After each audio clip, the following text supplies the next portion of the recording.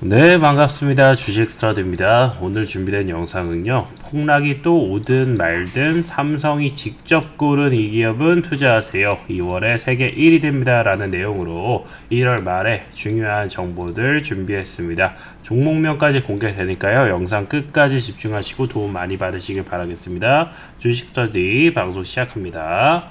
자, 첫 번째 소식부터 전해드리도록 하겠습니다. 최근에 어려운 장이 지속이 되고 있죠. 52주 신저가 종목도 상당히 많이 나오고 있고요. 2차 전지 건설 중국 소비주, 중국도 최근에 증시 부양이 들어가긴 했지만 엄청나게 빠졌고, 2차 전지 건설, 먹방이 워낙 좋지 않으니까 빠졌습니다. 테슬라도 계속해서 하락을 하고 있죠. 2차 전지주의 센티를 죽이고 있는 그런 큰 모멘텀 중에 하나가 테슬라라고 할 수 있겠습니다. 실적이 부진되고 있고 중국에서 치킨 게임이 진행되고 있기 때문에 실적에 대한 부분이 상당히 2차 전지가 압박이 되고 있고, 배터리 종목들은 여러분들 잘 아시다시피 니켈 양극재 가격이 상당히 높았었기 때문에 지금 현재 단가 경쟁이 되지 않아서 이익이 남지 않는 그런 현실이라고 보시면 좋을 것 같습니다. 자, 특히나 2차 전지주가 많이 빠지는 이유 중에 하나가요, 현재 트럼프 대통령의 미국 대선 이슈가 가장 크다고 볼 수 있습니다. 가솔린 엔진 허용하고요, 기존에도 보시다시피 전기차 친화 정책을 상당히 비판을 해왔었고, 그리고 기존의 내연기관 차에 대해서 굉장히 신뢰를 줬고 이 업종을 밀어줬었던 그런 이력들이 있었죠.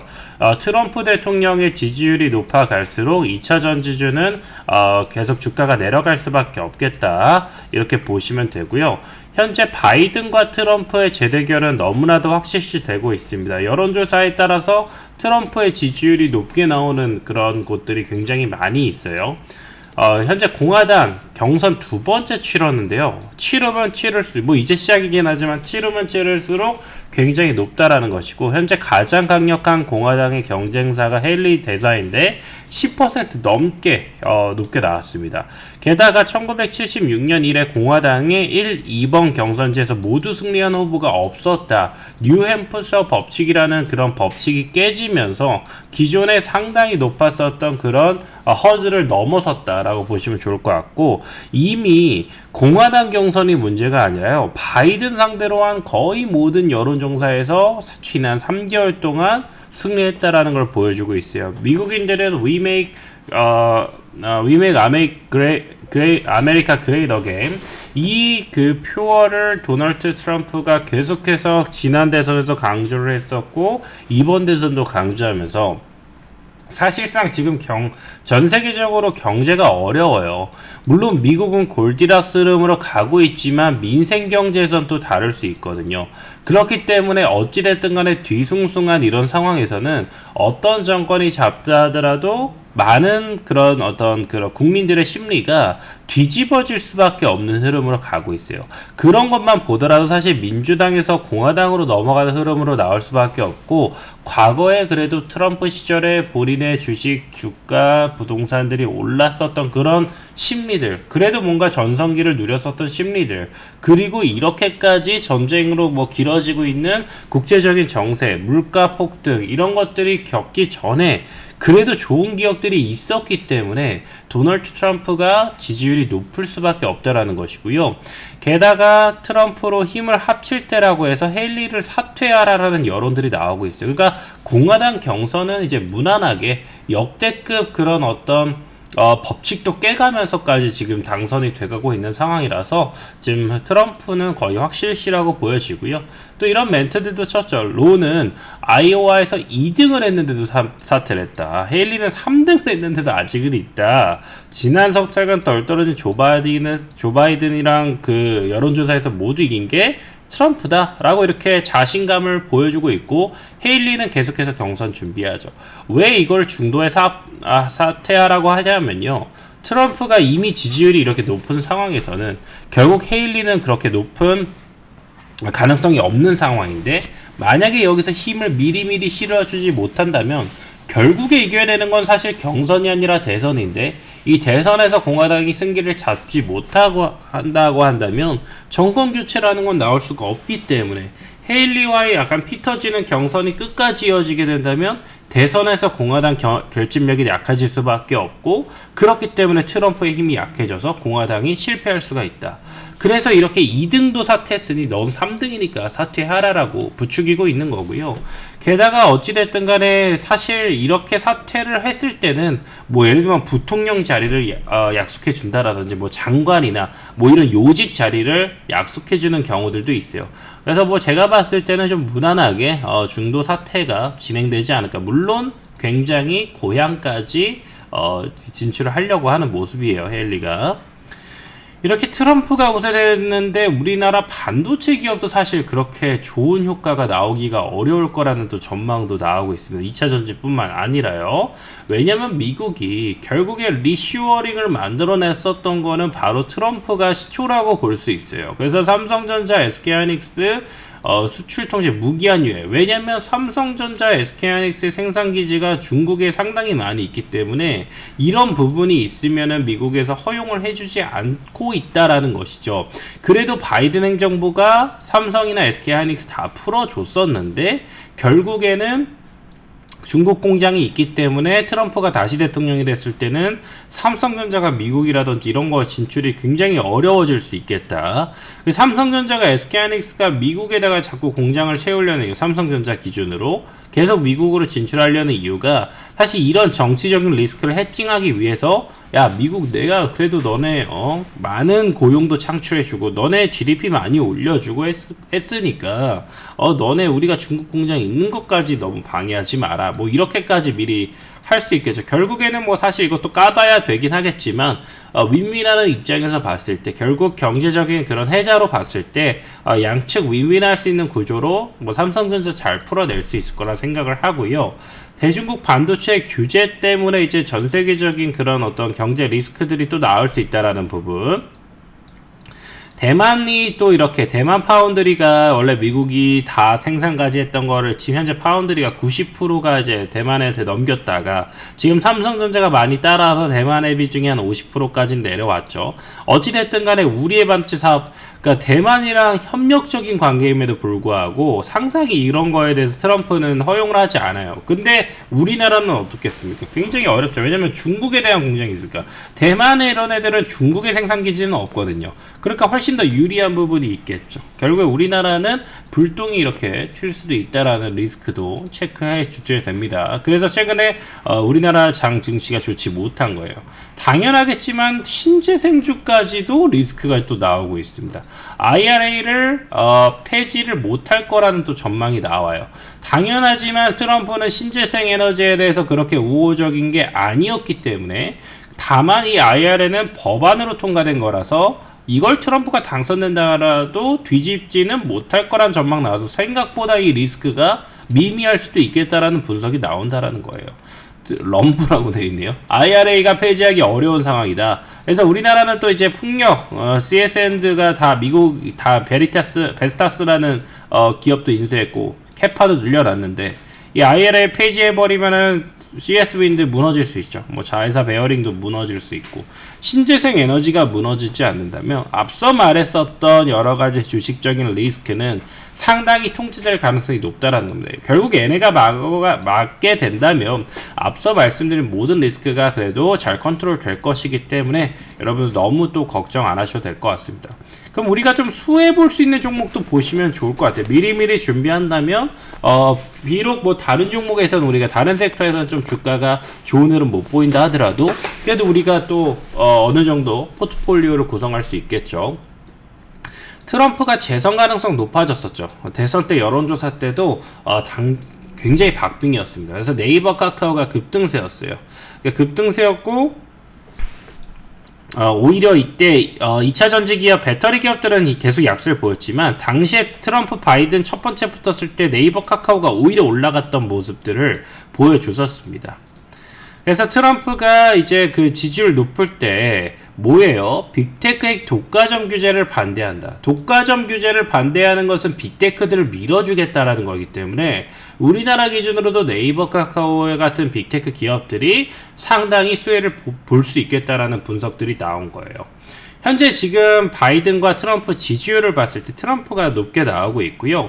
가장 중요한 게 뭐냐면 스윙 스테이트, 경합주예요. 선거 때마다 민주공화 지지 성향이 바뀌는 주의 우위가 중요합니다.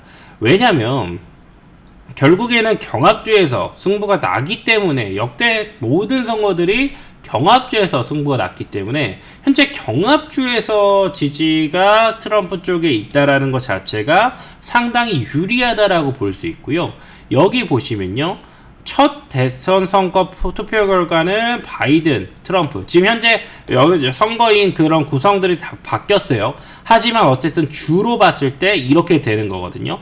근데 레드 스테이트가 늘어난 걸 감안했을 때는 현재 트럼프 박빙입니다. 근데 여기서 뭐가 뒤집어지냐?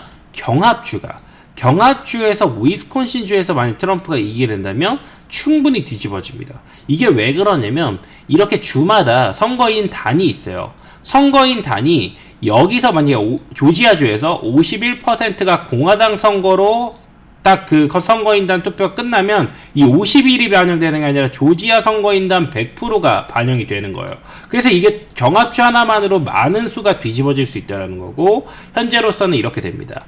자, 이렇게 되면은요 사실상 국민투표 아무 상관없어요. 이대로 트럼프가 대통령이 되는 겁니다. 미국은 사실상 간접 투표라고 보셔도 돼요.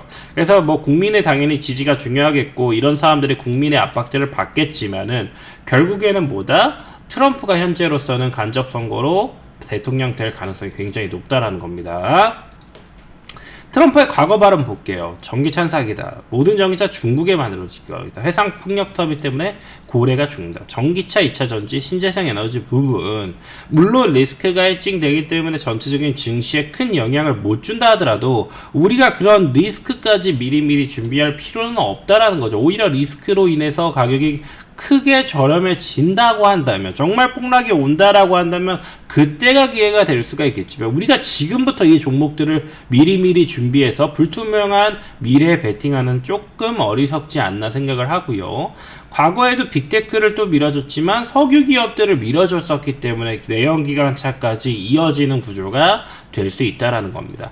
결국 바이든도 신재생 에너지를 밀어주는 거기 때문에 신재생 에너지 말고 태양광, 풍력 이런 것들이 당연히 올라가고 2차 전지 배터리에서 전기차까지 밸류 체인들을 다 밀어줄 수밖에 없게 되는 거예요. 근데 트럼프는 석유를 밀어주고 있는 거기 때문에 그 뒤에 있는 내연기관차들까지 끝까지 이어질 수밖에 없는 구조라는 것을 여러분들 체크해 두시면 될 것 같습니다.